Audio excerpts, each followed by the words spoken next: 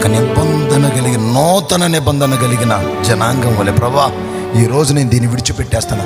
ఎవరైతే దీన్ని విడిచిపెట్టడానికి, బలిపీఠం మీద పెట్టడానికి ఇష్టపడతారో ఈరోజు అట్టి వారిని దేవుడు అత్యధికంగా ఆశీర్వదించబోతున్నాడు.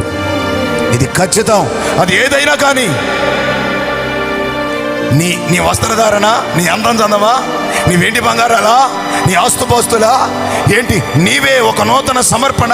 అయ్యా నేను దీన్ని విడిచిపెట్టేస్తున్నా, ఈ శరీర వాంఛ నేను వదిలేస్తున్నా, ఈ పాపాన్ని బానిస బతుకు నా గొత్తెక.